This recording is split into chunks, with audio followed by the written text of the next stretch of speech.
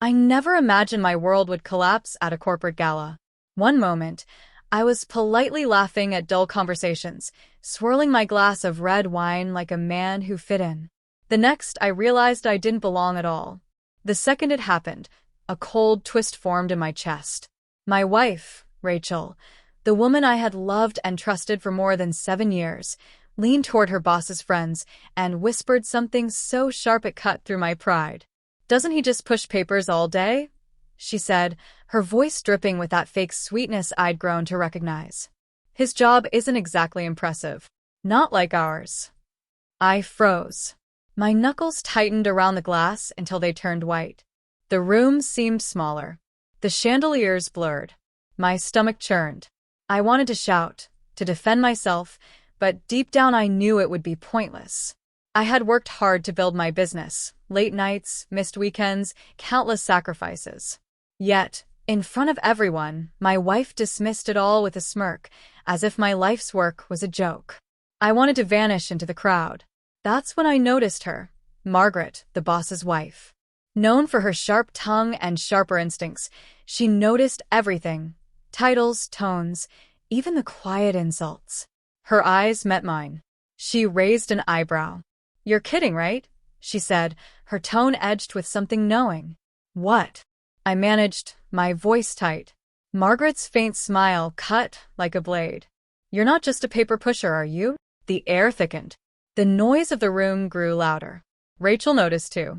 Her face flickered with something, nervousness, maybe fear. Before I realized it, I was walking toward Margaret. She leaned closer, whispering softly, "I think it's time everyone knows who you really are." Before I could react, she turned to the crowd, her voice carrying easily. "Everyone meet Arm, the founder and CEO of Albright Solutions."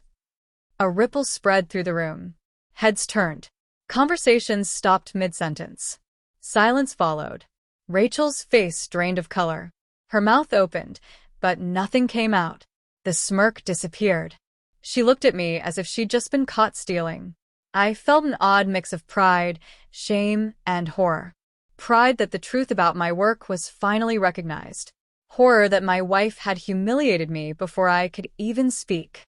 "Arm, I didn't," she stammered. I turned away before I could explode. The burn of betrayal was worse than embarrassment. She had mocked me, ridiculed my career, and acted as if it meant nothing. By the end of the night, I slipped out quietly. No argument, no scene. Just the whispers following me into the cold air. It hit my face but didn't cool the fire inside me. The next morning, Rachel sent text after text, apologies, excuses, desperation. "Please, I didn't mean it that way." I was embarrassed. "It was a joke. Please talk to me." I read them calmly, my pulse heavy.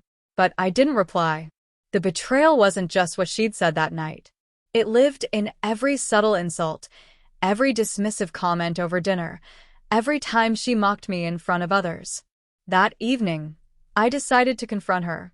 She was at the kitchen table, fidgeting with her phone. When she saw me, she forced a smile. "Arm, please," she began. "Don't," I said quietly, raising a hand. Her eyes filled with tears. I didn't think." "You didn't think?" I echoed, my voice low and steady. "You didn't think about me, about us, about everything we built together. You think it's funny to make me small?" She looked down, ashamed. The words I'd buried for months rose in my throat. Anger, disappointment, disbelief. "I was embarrassed," she whispered. "I didn't mean it like that." "But you did," I said flatly.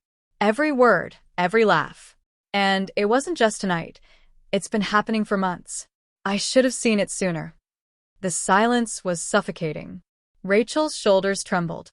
She tried to speak, but no sound came out. I realized then that I wasn't just angry, I was broken. The woman I trusted most had, in one cruel moment, shown me a side I could never unsee.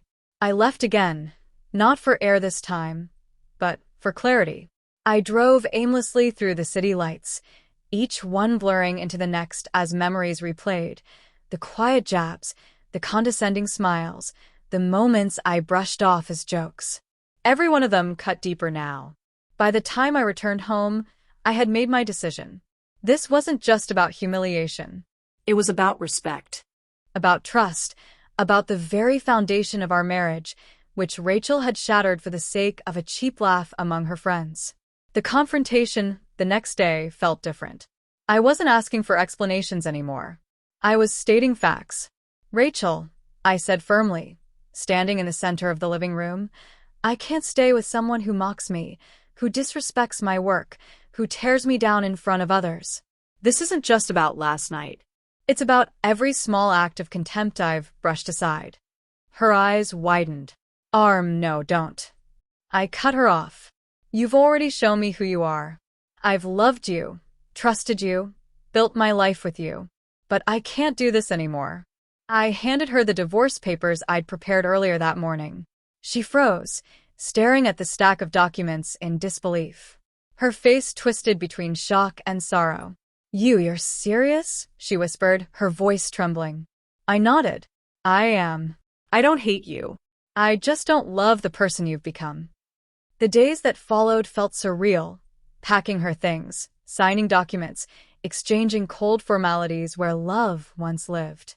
It was like moving through a dream, but the ache was real, the betrayal was real, and so, surprisingly, was the relief. It felt like reclaiming a part of myself I'd lost under her quiet ridicule. Weeks later, I ran into Margaret at another business event. She smiled knowingly as she handed me a glass of champagne. "She didn't see it coming," she said softly. "It wasn't how it should have happened, but I'm glad the truth came out." I nodded, feeling a strange gratitude toward her. Without Margaret, I might have stayed blind to who Rachel truly was for much longer. As I stood there, sipping my drink beneath the soft lights, I realized something profound. Betrayal doesn't just hurt. It educates. It sharpens your perception, even when the truth burns. Months later, I started rebuilding, not my career, which had always been strong, but my sense of self, my trust in my instincts, and my clarity about what I would and wouldn't tolerate in love. In time, I learned to forgive myself for letting Rachel's words pierce me so deeply. Because the truth was, I had underestimated my own strength, the quiet resilience that no betrayal could destroy. And as for Rachel, I hope she learned something too, that belittling someone's effort, their passion, their life's work in public, carries consequences. That trust, once broken, isn't easily repaired. That the things we say in moments of careless cruelty echo longer than we realize. As for me, I didn't just survive the betrayal. I rose above it. Stronger, wiser, and unafraid to demand respect. And every time I remember that night at the gala, I no longer feel the sting of humiliation, only the sharp, steady clarity of knowing who I am and the unshakable truth that no one, not even someone I once loved, can ever take that away from me.